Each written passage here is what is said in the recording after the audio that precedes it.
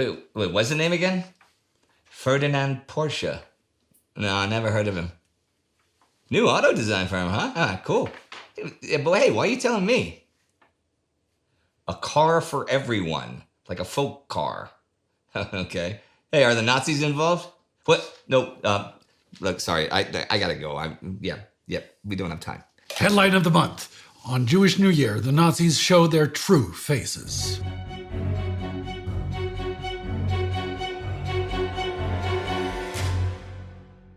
I'm Indy Nidell. I'm Spartacus Olson. This is The Rise of Hitler. Welcome back to the Weimar Wire, covering all of September's simmering scandals, shattered schemes, and sinister stirrings across Germany and the world. Another top headline. A French state visit evokes strong emotions in Germany. While the Austro-German customs union is dead, killed by the League of Nations and Austria and Germany themselves. However, before we can get to that, we should recap August. Germany's financial crisis spread to Britain, threatening the global economy and toppling Ramsay MacDonald's Labour cabinet. In Berlin, SA thugs clashed with communists after the failed Prussian referendum, a far-right attempt to oust the SPD, Social Democrat-led state government there. His failure was hailed as a victory for democracy. Now let's have a look at where's Hitler? What's Adolf up to now in September? This month brings a deeply personal loss for Hitler. On September 19th, Angelika Gaily Raubal, Hitler's niece, who lives with him in his apartment, is found dead with a gunshot wound to the chest. A suicide? Well, rumors soon circulate that Hitler is more than a mere grieving uncle. A mysterious affair, the suicide of Hitler's niece. On the 18th, there was a heated argument between Mr. Hitler and his niece. The vivacious 23-year-old Gaily wanted to travel to Vienna. She wanted to get engaged. Hitler was firmly opposed. This was a recurring source of conflict between the two. She also used Hitler's gun for the suicide. On top of that, at least according to the Munich Post, the nasal bone of the deceased is shattered. The corpse also bore other severe injuries. Suspicious. Yeah, suspicious. Hitler's relationship with his niece has long been the cause of much speculation, with everything from a controlling uncle to an incestuous lover put forward. Hitler sues the Munich outlet for libel. They present an account that is incorrect in key aspects. The truth is that I had no quarrel with my niece, that I was never opposed to her planned trip to Vienna. I expressly draw your attention to the legal consequences of failing to publish this correction. In the end, it is declared a suicide. Maybe it was. Well, here's something else this month. On September 11th, Hitler meets some German industrialists. This is part of a larger Nazi strategy shift this summer. Yeah. They are no longer the extremist fringe party they were just a year ago. With real chances of success comes a realization. The Fuhrer decided to systematically work on the key figures of the economy and the parties supported by them in order to pry loose, stone by stone, the building blocks of the government. It's not just that. It is also a matter of winning large parts of the conservative elite to the Nazi cause. Hitler's biggest hurdle here is to convince business magnates that the Nazi Party is not socialist, as its name might suggest, and that they shouldn't fear, but rather embrace the Third Reich, the Nazi vision for a new Germany. For the moment, he doesn't quite succeed. Most captains of industry retained their healthy skepticism about the Hitler movement during 1931. They are laboring under a misapprehension. Which is? When Hitler says socialism, it has nothing to do with any popular understanding of the word. He has essentially redefined it to mean what he wants it to mean. Just have a look at this. I shall take socialism away from the socialists. Socialism is an ancient Aryan Germanic institution. Our German ancestors held certain lands in common. They cultivated the idea of the common weal. This is from an interview Hitler gave in 1923. So, Hitler, sees ancient Germanic tribes as practicing socialism. This is a real rabbit hole you've just uncovered, related to the occult aspects of the Nazi movement as a whole. More specifically, Ariosophy, a racist, anti-Semitic, esoteric quasi-religion. There aren't any new groundbreaking archaeological discoveries of Germanic tribes reading Marx and Engels in like 100 BC to cover today, are there? No. Okay then. There is one more thing to clarify. When Hitler rages against capitalists and bankers, he doesn't mean all of them. His hatred targets the world Jewry, which in Nazi thinking has deliberately gained outsized power in these spheres to suppress the so-called German master race. And you know what? That provides a solemn transition to our headline of the month. The 12th of September and the Jewish New Year, Rosh Hashanah, and the Kurfürstendamm riot. Rosh Hashanah marks the start of the High Holy Days. It's a time of reflection and repentance. Except that this year that won't be the case. On the 12th, around 7:30 p.m., 1,000 Nazi Party members, SA troops, and Stahlhelm paramilitary gather near Berlin's Kurfürstendamm. Leading them are Wolf Heinrich Graf von Helldorf, recently appointed SA leader for Berlin and Brandenburg, and Karl Ernst, his underling. This evening, Helldorf, true to his name, plans on unleashing hell. Not on everyone, mind you. He has a clear target in mind. Near Kurfürstendamm, there is a synagogue, and the evening prayers of Rosh Hashanah have just ended. People exiting their place of worship are greeted by shouts, "Happy New Year! Death to Judah! Germany awaken!" Soon, yelling morphs into action. The SA men, in groups of around 50, begin harassing anyone and everyone they believe to be a Jew. As people try to leave, they are surrounded, insulted, and eventually brutally attacked with knuckle dusters, clubs, and blackjacks. As one victim recalls, "There wasn't a single place on my body that wasn't cut or bruised. My face was smashed to a pulp. My teeth were knocked loose. My feet were soaked in blood. And my suit was spattered with bloodstains." But soon the mood shifts dramatically. Now it's cries of "Death to the Jews! Beat the Jews to death! Die, you vermin! You dirty dog!" and things of that nature. Some targets, like one Erika Hecht, escape. She screams for help, but to no avail. She then takes a hefty blow to the head before ripping off her hat to show that she has blonde hair and therefore cannot be a Jew. Another escalation occurs at nearby Café Reimann, frequented by Jewish patrons. Shouting, "Happy New Year! Pack your bags, Sarah! The synagogue's on fire!" And "Bet you never dreamed we'd visit you today of all days," SA thugs storm the cafe. And the carnage begins. The large display windows are shot out, all the tables, cutlery, and furniture hacked to bits and pieces, and 2 shots even ring out directly into the buffet area. The guests frantically flee, but once they escape the cafe, they are greeted by more Nazis on the streets, and the madness continues. At the height of the violence, driving slowly up and down the street, standing in an open Opel car like a revered general, von Helldorf eggs on smaller detachments and sends messages via motorcycle couriers to coordinate things. He specifically instructs his men to scour the side streets as well to prevent any Jew from escaping. With him in the car is a large leather whip, the kind used by drivers of horse-drawn artillery. The police arrive shortly before 9 p.m. after about 45 minutes of untethered Nazi violence. Order is slowly restored. While many passers-by are appalled, there are also those who excuse or even justify the whole affair. Why do these fat Jewesses go around so provocatively wearing furs and with bouquets in their lapels? People are right to feel aggrieved. Poverty on the one hand, and on the other hand, these toffs donned up to the nines. Press reactions vary. The Jüdische Rundschau has this to say. When, as on the 5th and 6th of September, National Socialist squads are allowed to sing unimpeded, "Only when the Jews bleed are we free," then one cannot be surprised. For us Jews, these events are a shattering realization. We live in a world of indifference and hatred that targets everything Jewish. In America, the president addressed the Jews with a message of congratulations for Rosh Hashanah, while in Germany, Jews in the capital experienced pogrom-like assaults. The Nazis could not disagree more.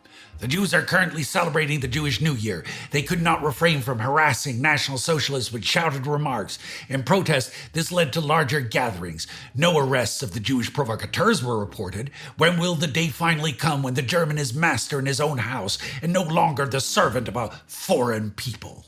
Wait. There's more. New prison sentences against National Socialists. Who has been stirring up class hatred among German workers for years? Was it the National Socialists? No. It was the Marxist mob and the masterminds pulling their strings, the Jews. And what is the response?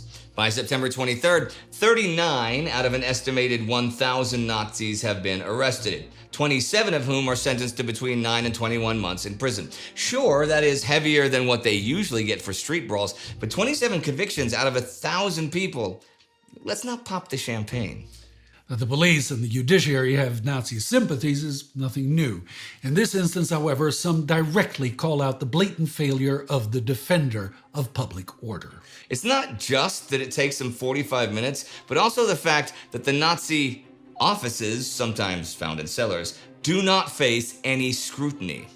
It is almost unbelievable that the police failed to intervene precisely in the places where the threads of the riots converged and where the lower command of the criminal operation was able to receive and transmit orders without disturbance. As for who's responsible, the Welt am Montag offers an explanation. Nazi MP Joseph Goebbels commanded the pogrom. The severe National Socialist riots that partly took on a pogrom-like character were carefully planned in advance. A plan was precisely defined during a leadership meeting at the Berlin district office. Goebbels is now scared. Yeah. He isn't scared for himself. As MP, he enjoys immunity for the most part. Rather, he is concerned about von Helldorf and Ernst. If the same judges preside over their case as over the 27 already sentenced Nazis, these SA leaders could receive similarly long sentences. That could be a headache for the whole movement. So he swallows his pride and strikes a bargain with the enemy. He meets German Chancellor Brüning on the 25th and demands that von Helldorf and Ernst be granted a separate trial with a different judge. Brüning says yes, but only under one condition.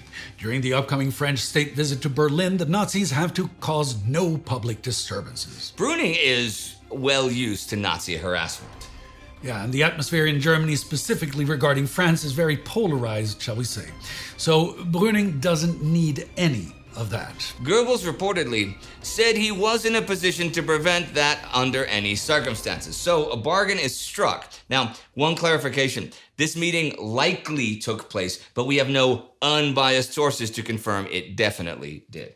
All this is a very convoluted way to get to our other top headline, the French delegation arriving in Berlin. This is a momentous occasion. The first official French state visit on German soil since 1878.